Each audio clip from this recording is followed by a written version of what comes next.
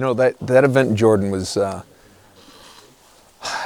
it was amazing. A lot of people, they think Jordan, they go, oh well, like Amman, in the city, and to go down to the Wadi Rum region and to see that place, to experience that, to be in that kind of a situation where remember the sunsets. It's just the day that all the journalists went out on their treasure hunt.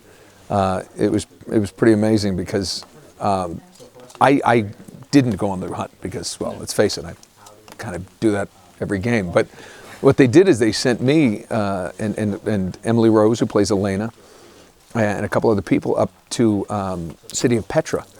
And we didn't have much time, so what they did is they decided to let us see it by horseback.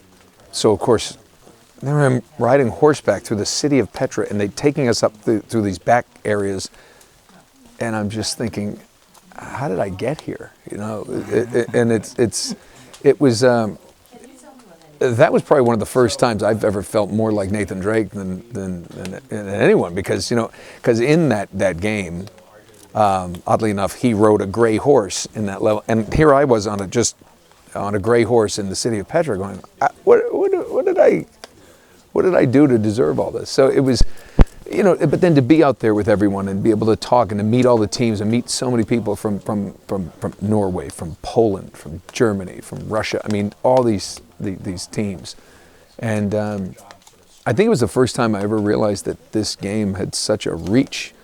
Because so many times when you're doing press in the States, you don't realize how much the rest of the world is enjoying what you've done, and it was really eye-opening, and it really and on top of all that, it was a blast. It was just beautiful and fun, and a part of the world that I never thought I'd ever get to see. So I was really happy to do it. Somebody asked me, they said, how did you become an actor? And I said, well, it was a process of elimination. I've done everything. Ever since I was young, we grew up fairly modest home, and my dad and mom always said, it's you need to, you work, you go to work. And even when I was young, I'd mow lawns, or we'd do something to until we were old enough to actually legally get a job, and worked in restaurants and did construction and did whatever I could, whatever I needed to do. It was just something that my dad always instilled in us, that you work and you earn, and that's what makes a man. It's what makes and so I never shied away from that kind of thing. But then when I went to college, for athletics. I wanted to play baseball, and then I hurt my shoulder, and I had a journalism degree but no experience, and as you know, you learn more in 6 months of doing it than you do ever in an education.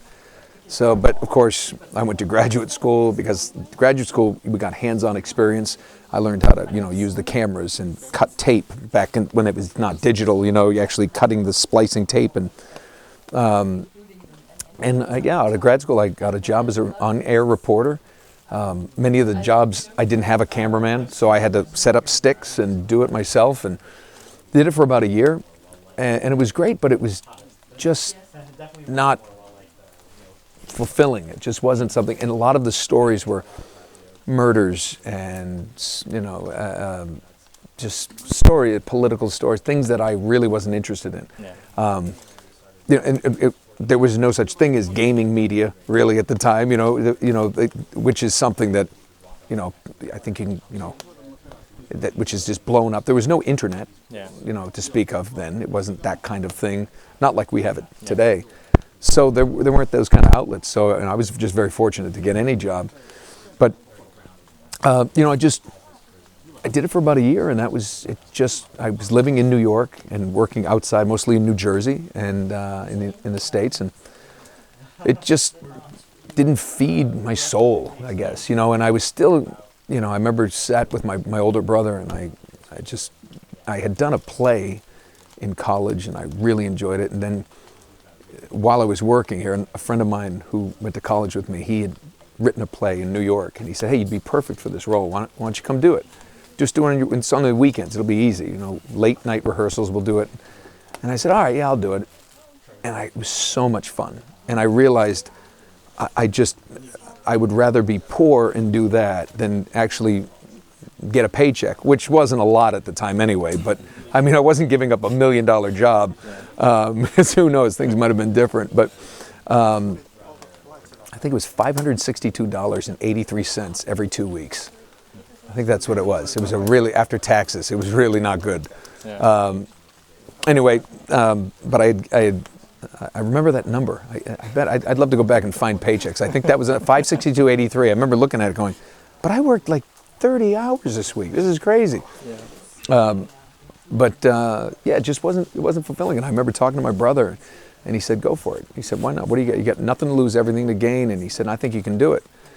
And for me, the day I decided to do that is the day things changed, because it was the success for me was not financial. It was not fame or anything like that. It was just in the doing. And I was happy. I mean, there were days, I got down to having like $29 in my bank account. And that was a good month. But, I think because when my dad raised me, we always worked and found jobs in restaurants. And, struggling actors is no better place, because you're going to get money, cash, you're going to get food. You make friends with the people in the back. They're going to make you the omelet on the days you're not working.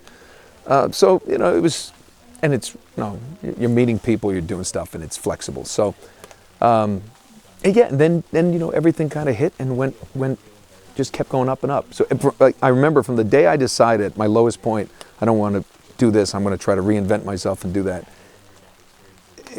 Financial success didn't come right away, but I felt more successful as a person and more fulfilled. Just the fact that I was trying and doing what I really want to do. And I'd call it optimism, call it luck. It just kept going up, and it worked out. Yeah, because here we are in Norway talking about me. Yeah. Which is, are you sure you want to know about this? Yes. Okay.